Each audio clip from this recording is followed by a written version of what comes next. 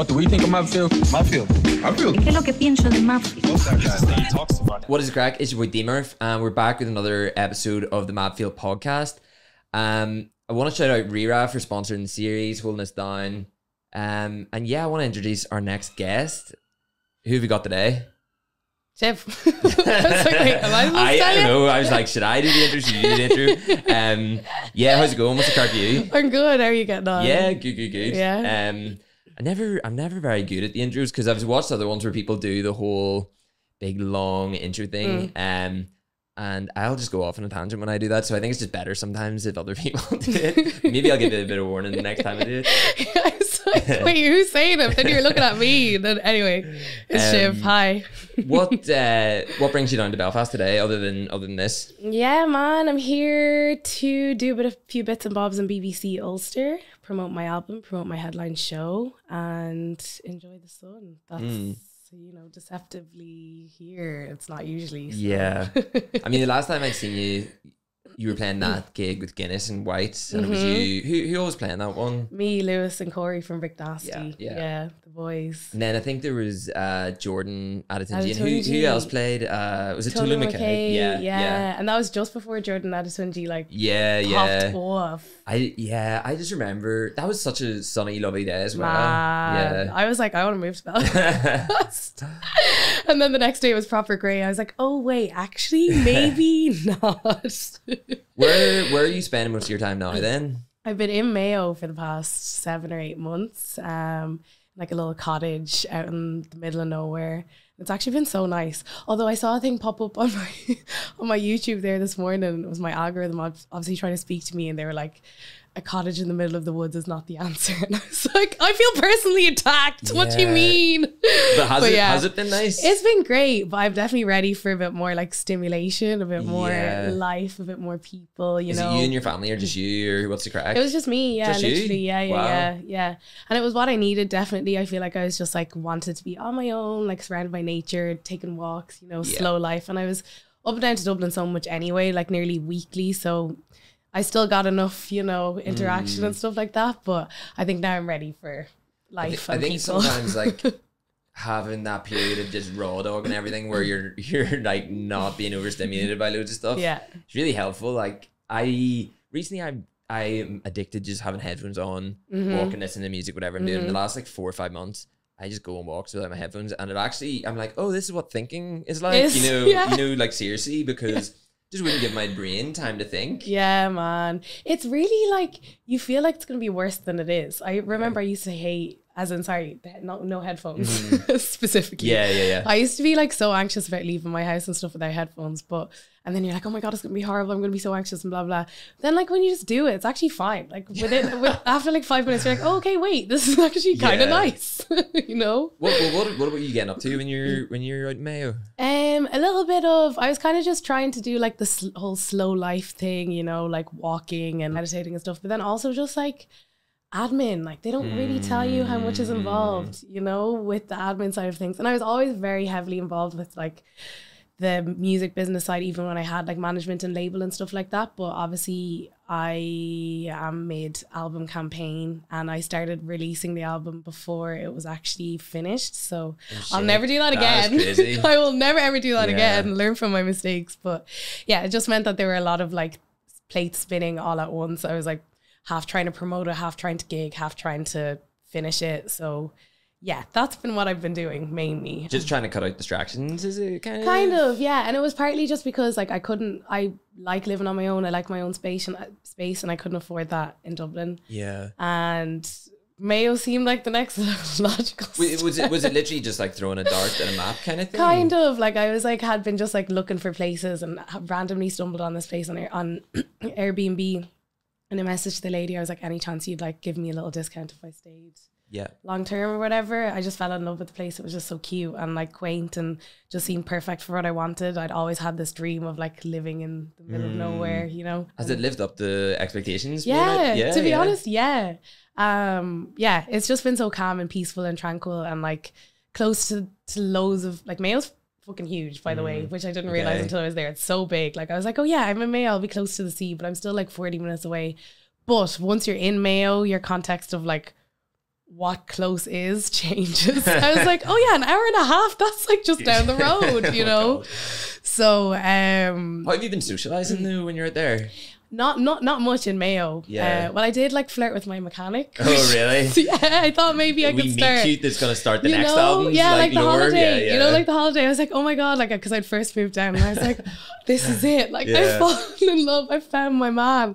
But no, unfortunately, that fizzled out. But it's mostly just been whenever I'm down in Dublin, I socialise. But I'm kind of happy to have it that way, very much like compartmentalised. In Mayo, that's my space. When I'm in Dublin, I'm like, you know, around people and stuff. And so what sort of triggered that decision to move? Were you feeling overwhelmed, or what was going on? No, not necessarily overwhelmed. Just like I had previously, before I moved back to Dublin, I had been living with my ex-boyfriend at the time, and we had an apartment to ourselves in London, and I kind of had gotten used to that life of like my space being my space, you know what I mean? I felt like, you know, grown woman thing, you know what I mean? And then when I moved back to Ireland, I had moved back with one of my best friends, thankfully, and her boyfriend, and it just felt like a step backwards. I was like, this is so weird having to like, I don't know, navigate people again. And like, especially because obviously as a musician, you do so much work from home, and I just felt really weird about like being at home all the time, and like, I don't know. So it just was like, I need to be on my own. I want to be on my own. And how can I achieve that? It's not possible in Dublin. So yeah. You feel like exposed when you're singing or creating music in your room or whatever, and there's other people walking around the house doing stuff? Yeah, I think so. That's part of it. And then like also just the judgment that comes with being like, I don't know, like people don't fully get what I'm doing on any given day, you know, if I'm not actually actively singing or making music. And I don't know, I just had got in my head and be like, they just think I'm like sitting here in bed, and, you know, when I'm actually not. I'm working really hard. So that was my own issue that I need to work with separate from that. But it just felt like, I just needed to be on my own. Yeah, and it was good. Yeah. So you've got this album coming out, Defiance of a Sad Girl. And what date is it coming out again? 17th of October. 17th of October. So where did the journey of that start? Was that, you said that you started releasing it and it wasn't finished. So were you still working on it in Mayo when this happened? Not proper, as in like I was re-recording some vocals and then it was like mixing and mastering and stuff. So it was finished in essence, but it wasn't like, you know, signed off and like uploaded. So it started almost a year ago. Started writing it, I think like the 5th of October. So almost a year to the day, nearly. And it was kind of like, came off the back of just a lot of just like personal stuff happened in a really short period of time. And I just kind of was like, I just want to write music, man. That's what I want to do. And I felt like I wasn't doing that. And what was stopping you doing it? It was, I don't even know. It's just, I think I have a tendency to get really distracted when I'm like in Ireland, because like opportunities just come up that you feel like you can't say no to. Or I was also had been like signed to a label, I had management, and the relationship between them was really weird, and I felt like I was kind of like almost playing mediator between them for a long time, and then that meant I was also taking on a lot more work than I should have been. So I didn't really have like the time and the space to be an artist in that sense of the word. So I was like, nah, fuck this, man. My parents were living in Uganda at the time, so went over there, spent like 3 months there, and I was like, just had loads of writing to do. I was like, had just like broken up with my boyfriend, had just moved country, separated from my management and my label. My mum had been sick for like 6 weeks, and I was like, man, I just have a lot of feelings. Fucking hell, that is a lot. And it was like all within like a 6-week period. So I was like, let's just unpack, you know? When it rains, it pours. Like, it never happens in little bits. It always happens all together. Me and Pete were literally talking about this earlier. Like, it just all will happen at once. So I do want to pick up on you moving to Uganda. But before that, you mentioned that you were living in Ireland, you moved back from London, and you were having to avail of these opportunities in Ireland. What was the difference when you were in London, and ultimately why did you decide to come back to Ireland? Because I imagine there is more opportunities in London than what there is in Ireland. For sure. I think it was it's partly just because at the time my label were based in Ireland, so it kind of felt like it was like the right step or the right move to make, I guess, because and I kind of feel like I'd never really fully like been in Ireland and like embrace the scene in a way, because I started making music, COVID happened, and then I moved to Paris, And then I was there for 2 years and then moved to London. And I was kind of like, I kind of like knew people on the peripheries, but I never really like, I don't know, I didn't really fully engage with the scene in a proper way. So that was part of the reason for moving back. But then it was also like when I was in London, I was kind of a little bit more nitpicky with the stuff that I was taking on, because I was like, oh, I'll have to make the trip back and blah, blah, blah, blah, blah. But opportunity wise in London, I was more in like sessions rather than like live performance mode. I was kind of like on the I don't know, I think I was still like trying to come up myself, you know what I mean? So it wasn't necessarily like I wasn't putting myself out there necessarily for opportunities, but it was still kind of more Ireland based at the time. London seems hectic anytime I'm there though, like in a way where, you know, you're really throwing yourself into whatever you're doing and really like hustling or whatever, it's class, whatever, but it seems like it just chews people up and spits them out. Like did you feel like you actually enjoyed living there?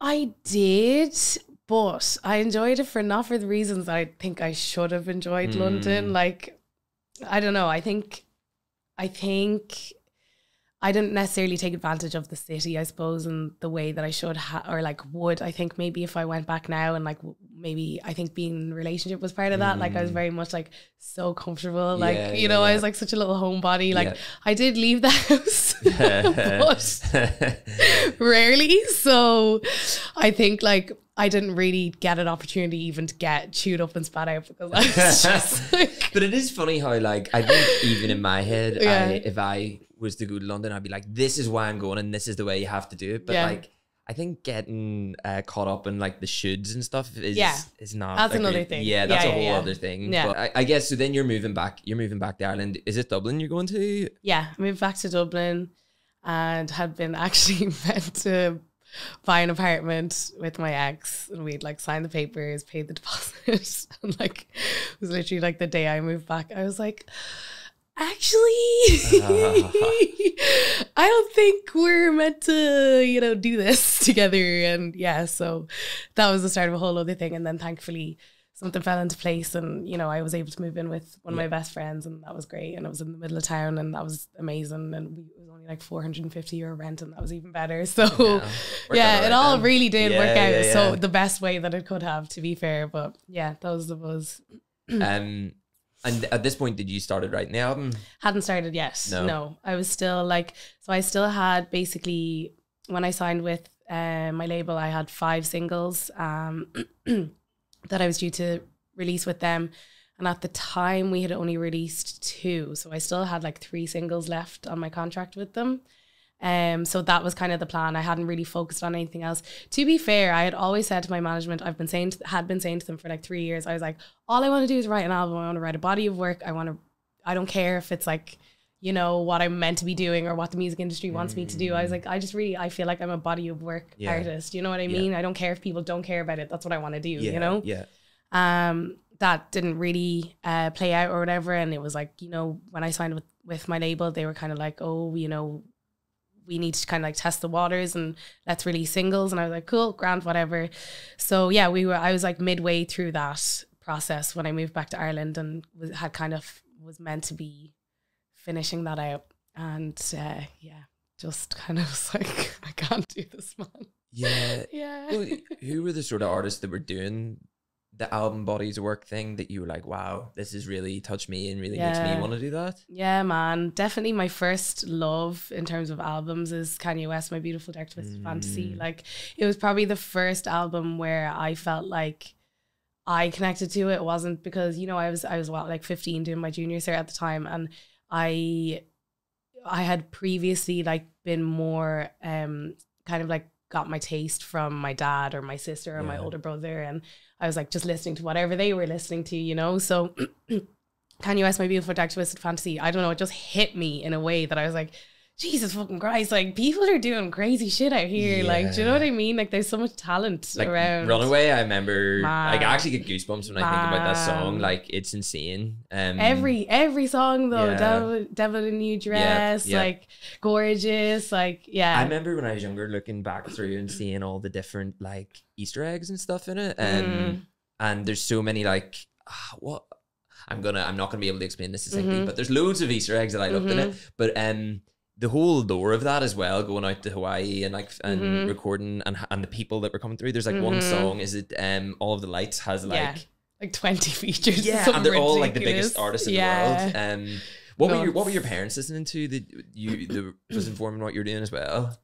My dad was he had a very like eclectic musical palette. He listened to everything from like Pink Floyd to like Sisters with Voices to like, I don't know what else, even like Amy Winehouse, the kind of classic, and then also like Led Zeppelin and like, do you know, it was really a lot. And then my mum listened to a lot of Zimbabwean artists. So a guy called Oliver Mutukudzi, who's like, has the kind of classic like African guitar, I suppose, kind of features throughout his music. And then my sister was, you know, very much in the R&B kind of, so like Alicia Keys and Beyonce, you know, all the like, you know, you kind of expect it, you know what I mean? TLC, Ashanti, all that. So it was kind of like, it was nice to dip my toe in all these different pockets. And, you know, I don't know, I think as people always ask, oh, like, what is it? What are your references? Blah, blah, blah. But I think you can't really, it's all just in there, you know? It's all just there. There's certain songs that'll come out and I'll really like it. I'm like, this is nothing else. This is like nothing else that I'm enjoying at the moment. And I think back to some of the things I was listening to as a kid, and I'm like, there's that one song on a CD from 10 years ago that this feels kind of similar to. Yeah. And it's mad how that stuff kind of happens like unintentionally. It just sort of comes out in what you're doing. So you're back in Ireland, you've got all this going on. And when you're talking about wanting to create bodies of work and stuff like that,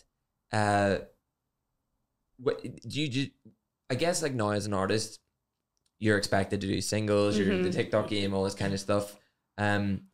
Doing the bodies of work thing as an independent artist or like as a newer artist isn't really compatible with what's going on now. Not necessarily, no.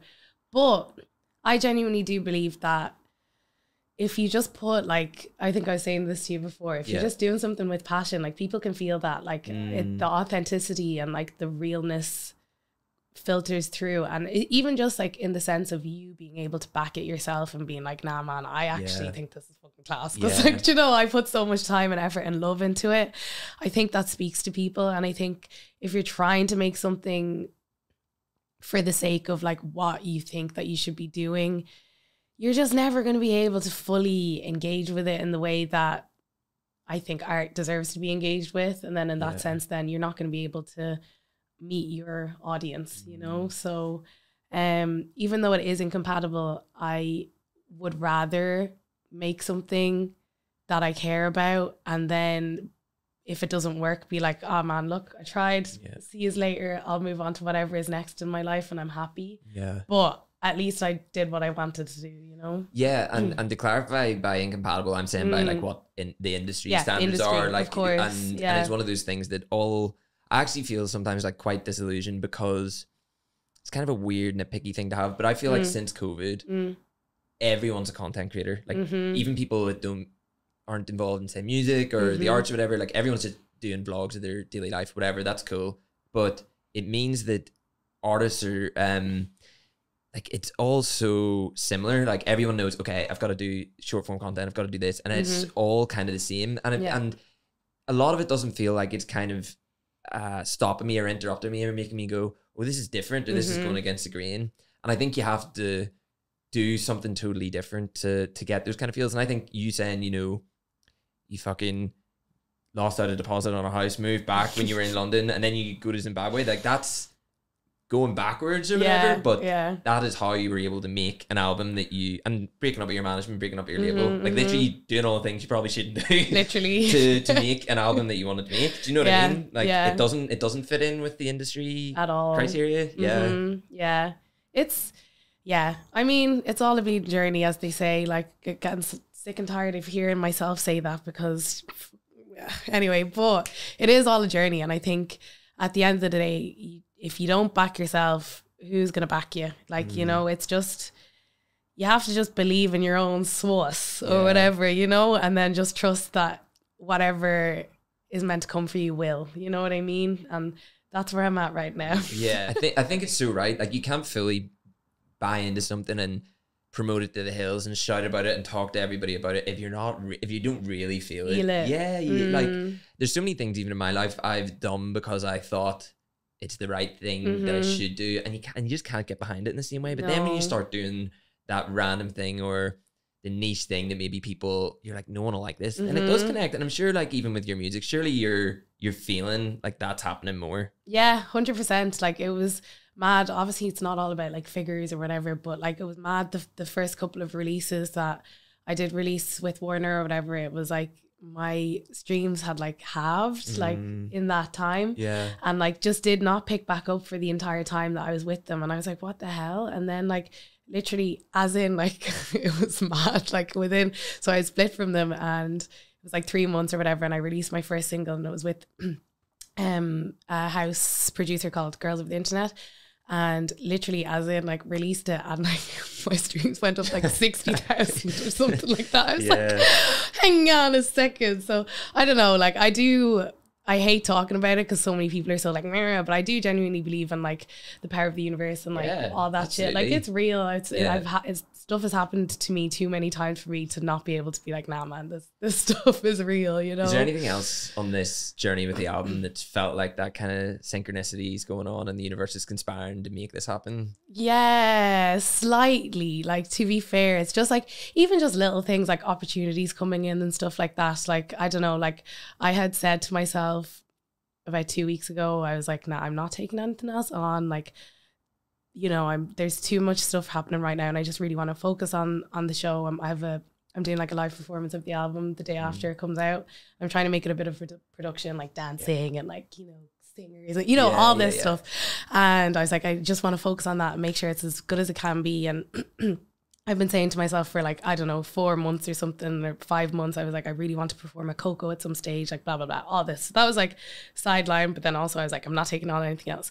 Anyway, I got this random DM from someone I'd kind of been messaging him back and forth about something else in the past, and he was like, hey, just wondering, what are you up to on the 9th of October? And I was like, oh man, like literally just said to myself this morning, I was like, I'm not taking on anything else, like there's, you know, I just can't. And then he was like, oh, that's such a pity, like I have a sold out show in Coco, like I'd love you to come on board. I was like, oh, for fuck's sake. Like, thank you, but and as much as I'm saying like, oh, I didn't want to take anything else on, it is actually the perfect opportunity. Like, I've been dying to play Coco. It's one of my dream venues, and also it's like such an amazing opportunity to promote the album, like whatever, like 10 days before it comes out, to like 1,600 cap venue, you know what I mean? So like something like that, as in it is synchronous, but I'm also kind of like, oh Jesus, lads, now. But that's the way it happens. It's never like a comfortable way that it's gonna happen. Like, never. Like, even all of this, like I've wanted to write an album, and I've also like have been wanting to be like, you know, trust my intuition and blah blah blah blah blah. But I had to go through all of that upheaval that happened with the label and with this and that and the other to finally come to the point of, number one, trusting my intuition and backing myself enough to be able to be like, I can make an album by myself and like back it and believe it. And like, I wouldn't have been able to make an album that I was so proud of if it wasn't for all of the stuff that I had gone through previous to that, to bring me to the point of being like, do you know what, man? Regardless if I feel anxious or unsure or uncertain, I still know what my gut's trying to tell me. Might not be what I want to do from an ego point of view, because I'm like scared of what people will think, or like I think I'm wrong, or like I'm anxious about it. But like, I know what my gut's telling me to do, so now I know how to follow it, you know? So it's like, I don't know if that actually makes sense. Absolutely, it makes sense. My brain is kind of meandering. I think it's harder to it's hard if you're doing it for someone else or for the wrong reasons. It's easy to kind of like walk away or take a step back, but it's harder to ignore your gut when it's literally in the back of your head. It's like, you need this, you need this, you need this, and like you kind of want to do it, like, you know. So it's different. But yes, so you went to Zimbabwe then to write a lot of this. Uganda, sorry, Uganda. Sorry. Fair though, because I'm half Zimbabwean. So you went to Uganda. What brought you there to do that? It was just my parents were living there. So my dad works for the Irish Embassy. So my parents have kind of moved around Africa for a while. They're back in Ireland now, thankfully. He's retired. But they were there, and I was like, all I want to do is just have a stretch of time, no interruptions, no distractions. And realistically, the best way to do that is to kind of remove yourself from the environment, because you'll always find ways to distract yourself. I had like kind of like started renting a studio in Dublin, and I was like, oh, this will be perfect. I can start writing my album here. But it's just, I find it really hard to like get into that tunnel vision mode, which is what I personally need to be able to be fully creative or whatever. So I was like, okay, do you know what? My parents are there. I don't have to pay rent or pay for food or anything like that. It's sunny. And like, you know, they'll look after me, you know?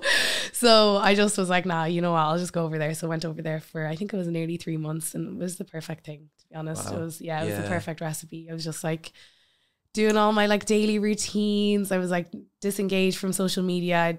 My phone was off for most of the time. And I was like, you know, flat out watching YouTube tutorials on like beat making and just trying to like upskill and stuff like that. And just writing songs every day. And thank the good Lord Jesus, I wrote enough that I liked to make a body of work, because you kind of can't put that pressure on yourself to be like, I'm gonna make an album. I really wanted to, but I was like, I can't put that pressure on myself, because then every time you step up to create, you're creating from a point of view of this has to be perfect, or this has to be the best song I've ever written, or I have to like this.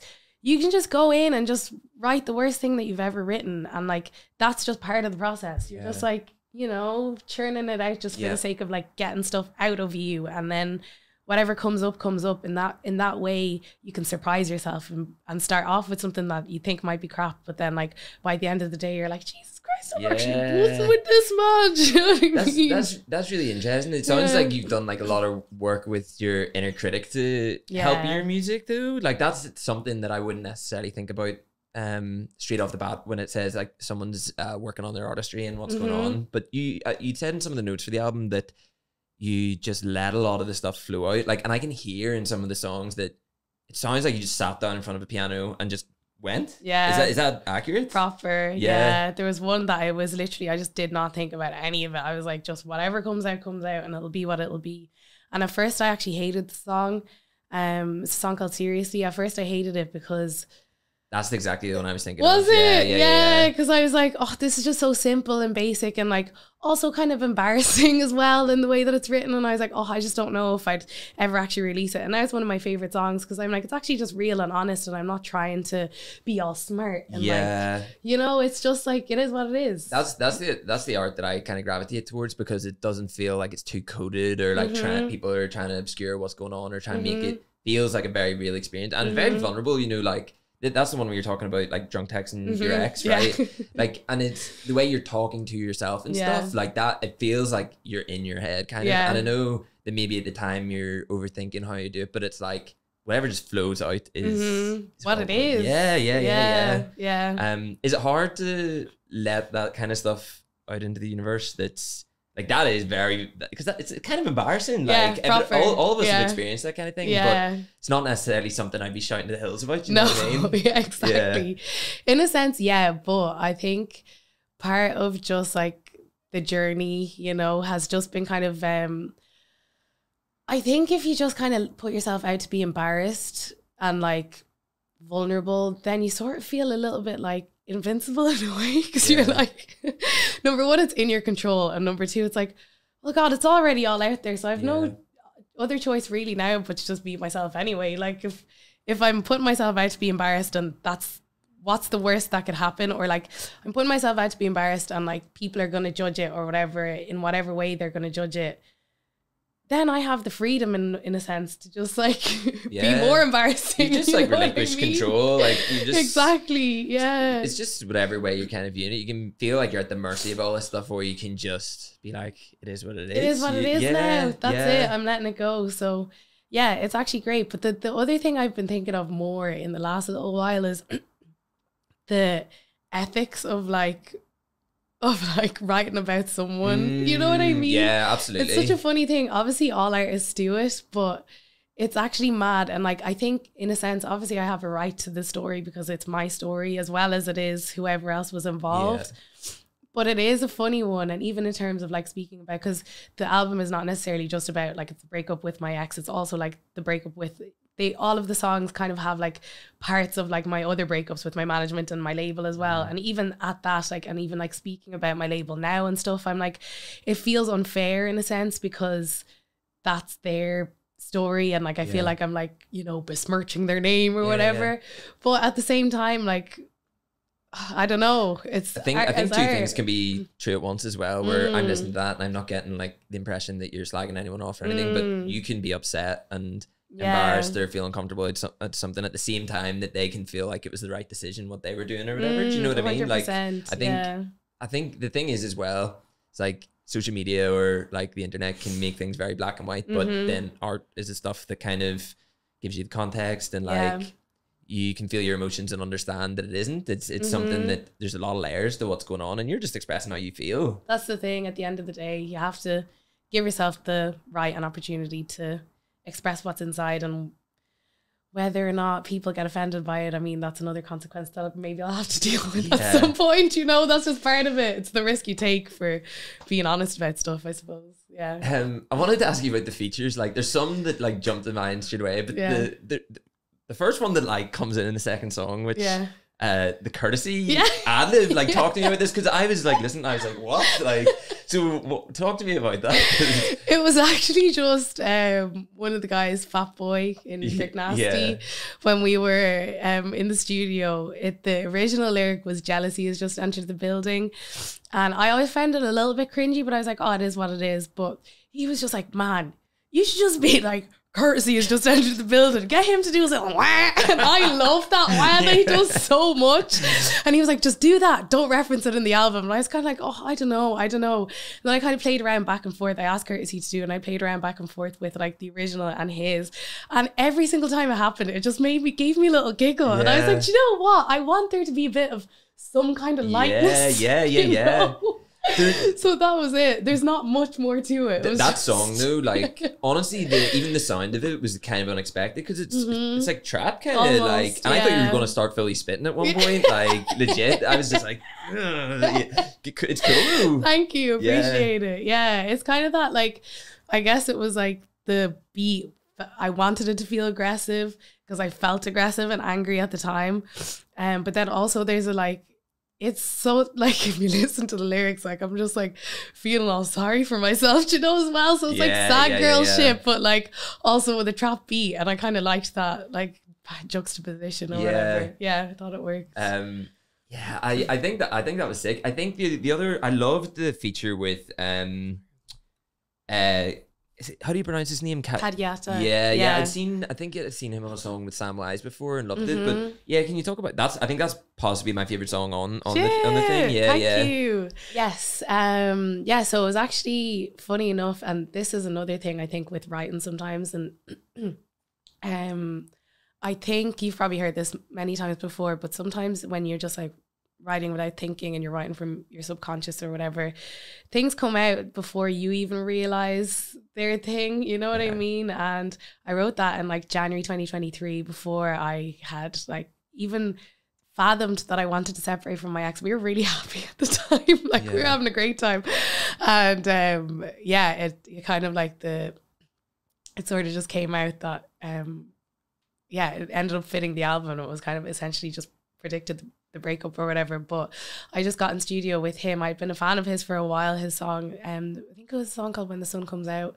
I used to listen to it flat out in the summer, and we got in together, and he actually produced the song as well. So yeah, he's a producer and a rapper, but I really actually respected the way he wrote, because there was something about it that I don't know how to explain it. He was definitely like thinking about it, but there was like an earnestness to his writing as well that I felt like I don't even know how to describe it. He just was very like present with it, and like wasn't trying to do or be anything, but yet still somehow managed to like step into a character and a role, because the song, I wrote the lyrics initially and he was like, okay, what's this about, and blah blah blah, and then he just like stepped into it, but it still felt honest. It didn't feel like he was like trying to do anything, and I really respected that. He's a great guy. He's gonna come to the show actually, which is lovely. Yeah, I'm excited to have him. You see, when it comes to collaborating and stuff, do you mind just getting thrown into a room with different people? No, I actually really enjoy it, to be fair, and I think it's like a nice challenge. I think it always helps when you get on with people, because of course you're kind of like putting yourself out there to, you know, you write the best stuff when you're comfortable and you're able to just be free. But it's also a great challenge, like I said, to try and write around an uncomfortable situation, you know. And different stuff comes out in that sense as well. But yeah, it's always kind of like a date sort of thing. Yeah, you know? You've got Kojak as well, and Bricknasty across the album. How did the Kojak track come about? It was, I actually messaged Gaptooth. I'd been listening to a music podcast and he was on it, and I've always been like a little secret fangirl of Gaptooth. I think he's such a sick producer, like sick. Truly, like so good. And I was like, oh my God, he just heard you on this podcast. Like, not really thinking anything of it. And then we kind of messaged back and forth and he was like, oh, I actually have some beats. And I was like, cool. Sent them over. I ended up recording a few vocals and stuff. And then a couple of weeks later, he was like, oh, actually, Kojak heard the song and he really wants to jump on for a verse. I was like, great. I won't say no to that, you know. I've been a proper fan for a while. I mean, like, I know him from just being around Dublin and stuff like that, but I think he's quite selective with who he works with. Yeah, so definitely. I was very much like, okay, great. Yeah. Like, I'll take that, you know. Kind of felt like a bit of a co-sign type situation. Yeah, and I was really proud of that. So yeah, it was fun. Yeah, I think that there's definitely something special going on in music at the moment in Ireland. Like, there's just so much. Yeah, it's crazy. Yeah. Like, it really, really is. It's mad. It is a weird old time though, and you're definitely part of this kind of like thing that's happening at the moment, where at the same time as us trying to, you know, figure our own stuff out, which is a whole thing in itself, we're also trying to like build the Irish music industry's infrastructure. It doesn't really exist right now, you know. I've heard you speak about it before, and it's kind of like, if you compare it, and it's fair because Ireland is small and it's only within the last 10 years, I guess, that more genres have started coming out instead of, you know, the kind of like straight down the middle stuff. But so it's fair enough that the infrastructure isn't necessarily there, but now as artists in the internet era, we have the opportunity to expose ourselves to a global audience, you know, that didn't exist before. So now we have to be able to grow beyond what exists as an industry in Ireland. Like, there's people that I've been working with, you know, that are like, I guess would be like the, not tastemakers, but in terms of like what Ireland, you know, like the punters would think are the tastemakers, if that makes sense. And like, they hadn't heard of Jordan Adetunji. And I was like, that's nuts to me. Like, he's had like the biggest summer of the year. And I'm like, how are you not aware of this? Not even, they didn't even like know, not that they didn't know he was Irish. They just didn't know who he was. I was like, man, this is something I talk about all the time, man. It's crazy. And that's why I think like traditional tastemakers, gatekeepers, just redundant nowadays, because like if they don't know what the kids are listening to, what's the point? Like, what is the point? And like, they're just not aware of like what you're meant to do, like, or how, like, they don't realize that like aesthetic and like branding is part of it right now. Like, as much as you might not want to do it or admit it, like, you have to just get over it, because that's what it is right now, is being an artist and a musician in Ireland. And like, they just haven't caught up to that kind of thing, or like, I don't know, like putting on events and like trying to make sure that it's something more than just like, we're trying to bring something more to the table than just like being like, all right, lads, we're just putting a few art. Do you know what I mean? Do you get me though? No, it's I do, 100%. It's like, you guys need to progress faster and further than what we're doing right now, because the talent that's in this country, like, I say that with such passion and zeal, because fucking hell, man. It's crazy. It's insane. Like, and it's such an honor to be part of that right now. Do you know what I mean? Like, I feel like my peers at the moment, we're doing something, you know what I mean? And it feels powerful to be part of that. And it's just frustrating that the powers that be or whatever haven't necessarily caught up well enough to be able to like catch us and like foster that growth. We have to do that ourselves. At the same time as just trying to figure our own stuff out, we're also trying to build a scene that hasn't really been built or hasn't really been made yet. So that's really fun. It's mad though, because like everything happens so quickly, and like you said, the example of Jordan, within a month he's gone. He's like doing shows in America and stuff. Like, that's how quickly it can happen for people. And I think we need more younger people from different backgrounds doing this kind of stuff, and having the opportunity to do that, because like they're the ones that know what's going on. Yeah. And yeah, I and have ideas. Yeah, and have ideas. And have the hunger as well. Exactly. You know, to actually like make new stuff happen. Because that I think that's a big part, is like older people who don't really have the hunger or desire. They're happy to just go along and do interviews with like 60-year-old rock stars that no one's reading, that kind of way. Yeah. Because it's easy. Yeah, it's just not relevant, you know what I mean? Anymore. No. There's plenty of archival material that you can see that kind of shit. But yeah, it's a weird time, and I think things, and you're even saying there, the pressure of having to manage and juggle that all yourself. How has it been with the album in general, just having to balance this all yourself? It's been good. It's ups and downs and a steep learning curve, but honestly rewarding, to be fair. Overall, I feel like I've learned a lot in a really short space of time, and I think the responsibility of it, and like knowing that all of the decisions are my own, and knowing that, you know, even if something goes wrong, it's on me. I don't have like this like bitterness or resentment in case if something goes wrong. I think that's been like a blessing just to my mental state. But it's a lot of pressure and it's a lot of work. And I think, you know, what's been difficult sometimes is like that people don't necessarily realize that how much like work and time and energy goes into the like business end of music or whatever. At the same time though, you know, it is what it is, and I enjoy it and I love it. I do it for the love and I do it for the passion. Yeah. But it's also just a lesson in like, you know, things don't have to be perfect. And like, I think, you know, yeah. I just wanted to ask us something. Yeah. I think the whole theme of the album really speaks to that. And it actually really spoke to me when I had the context and I was listening to it, and you were talking about, you know, you're never like just healed and that's it, and you're done. Yeah. Like you have to just keep picking yourself up again. Yeah. And I was also listening to your podcast with Gaff, the Shauna Kia one, and talking about your mum talking about having to find home again and stuff like this, and you talking about that, and it's like,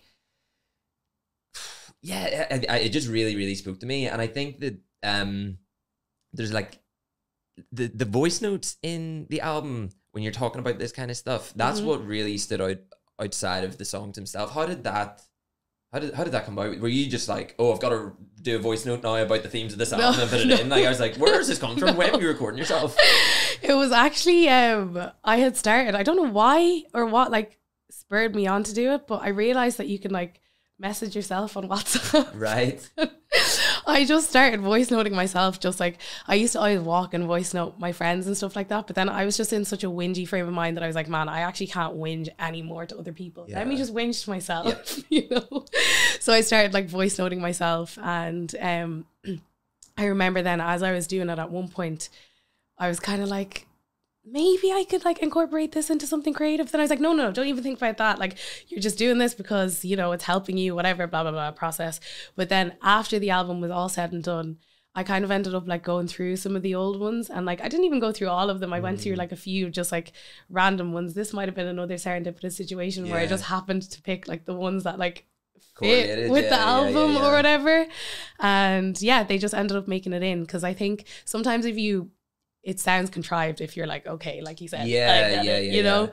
So I like that it's actually natural and real, and like in a sense, again, just putting myself out there to be embarrassed yet again, like my innermost thoughts and something feelings. Though about you speaking to yourself that was really visceral, even when it was like kind of chilled. It was like there was something about hearing you talking to yourself. I was like, fuck, it's deep. Like you feel it, like, because there's no performance to it. No, that's just me chatting away to myself. You're talking to yourself. Like I actually started doing it in the last 4 or 5 months. When I'm in the car, I'll just talk. Like, it's so good. It's kind of like you were saying about like just writing and letting it go places. You start saying shit and you're like, what the fuck? Like you don't even realize that this is going on. It just comes out. Yeah, it's mad. I guess, like, is there anything about that process and like you having that kind of stream of consciousness coming out that was really eye-opening to you about yourself? I don't know if there was anything like necessarily new. I think maybe just like realizing how bloody redundant my thoughts are. Like Janie Macker is like, I think the same stuff and like worry about the same stuff over and over and over. And like, I guess that's life, I suppose. And like, that's just anyone. I think that's like been the main thing. And sort of maybe been trying to like break that cycle or whatever, but then also not trying as well. You know, I'm very much in this frame of mind right now where I'm trying to be like accepting of all that comes up and just trying not to be too judgmental about anything and just being compassionate about, you know, my whole self or whatever, because like at the end of the day, like you can't really change it. Like your thoughts just come into you and you can't really help them. So like, at least if you're not fighting against them, and at least if you just kind of just like let them be what they are, like that's half of the battle. You know what I mean? Because I think there's like this weird kind of conflation with like wellness culture and like growth and all this here. It's actually like really subtle hustle culture and like, you know, you have to be better, you have to be better, you have to be better. And it's actually really bad for you. Yeah. And like just because there's some of the bits in the song, I can't remember the exact one, but you know, you're talking to yourself and you're like, oh, come on, Siobhan, like you just need to do this. But that's not really being very kind to yourself, is it? And it is very like invasive, that kind of culture of like constant growth and constant trying to be better. And like you said, like this is why the album spoke to me, because I feel that a lot, because my view page, the amount of like fucking that kind of stuff that just comes up in my feed page, it's so it's too much. And like, yeah, I think it felt like the album just felt very compassionate and real and very like grounding. Thank you. Yeah, that means a lot. Thank you very much. Yeah, also all this like, I don't know, like toxic positivity or whatever, like I like to think that I'm a positive person, but at the same time that can be bloody its own illness. You know what I mean? Of like, I don't know, I think it's fine to be in a frame of mind where you just feel a bit whingy. Like I think that's okay. Like I think you should be allowed, but at the same time not play the victim. You know what I mean? Like I think being able to tread that line of being like, do you know what? I actually do feel a bit sad. And like, yeah, some people have it worse than me. I can either choose to feel guilty about that or just like be in my sadness right now. And like, that's okay. Feeling that and like allowing that to pass is part of it, you know, is part of like the journey to accepting it and moving on and hopefully then having a more positive frame of mind. Or not. Yeah. Or I'll just be a whingy cunt. You're allowed to swear, you know? And that's also okay. So yeah, it's just, I think there's a lot of, we were talking about this in terms of London, the shoulds and what you should be doing, what blah, blah, blah. There's a lot of that going on. But at the same time, I think like, just listen to yourself as well a bit. And what do you think is the right thing to do? And what do you think feels the best right now, you know? And like, you know, trying to just, I don't know, be okay with what you think is the best. You know what I mean? There's like no wrong decisions really. No, it just takes you in different directions. Exactly. And you'll learn either way, whether you end up where you think you should have been or end up somewhere else, you'll learn from it. So, and that's a blessing in itself. Yeah. What's your aspirations for the album? Like, what do you want it to do? Do you want it to help people? Do you want it to achieve certain stats, or like what do you have in mind for it?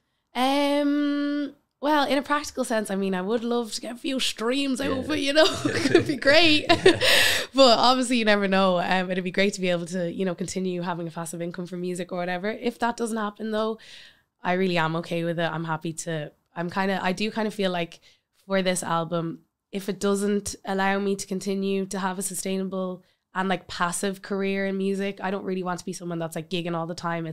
I want to be like someone that is very selective with my gigs moving forward. And if I can't do that, I'm kind of happy to move on from music. Really? Yeah, really? I kind of feel like if this doesn't bring me where I'd like it to bring me, yeah, I'm happy to just like maybe have it as a hobby, but figure out what my next thing is. Okay. That's the first time I've said that out loud, actually. Really? Yeah. But mainly I connect with this music in such a real way. I back it so much. I don't care necessarily if people don't like it, but I would really, really, really love if it allowed someone out there. I know why, you know, everyone's like, oh, if it just touched one person. I mean, it'd be great if it was like, you know, 10 or 15. Yeah. But I would love if it allowed, you know, like you were saying, like that really did mean a lot that you were saying that it felt grounding and you felt like I don't know, there was like a door opening to like self-compassion and stuff like that. It's you just know, more human and more layered than just you need to work harder, you need to do this for yourself. Like there's the ups and downs and there's a whole arc, you know. And you know, so I would love if someone could connect with it in that way and kind of like, just feel, really. I want to make music that makes people feel. I feel my music, so I hope other people do, because that's a special thing. You know what I mean? I've listened to like Frank Ocean's album Blonde, fucking hell, the amount of times I've cried to that, and like that's so special to be able to have that in a something that you're listening to be able to connect with it so much that it allows you to release emotions. I would love for someone to be able to do that to my music, and I would feel fulfilled if that happened. Amazing.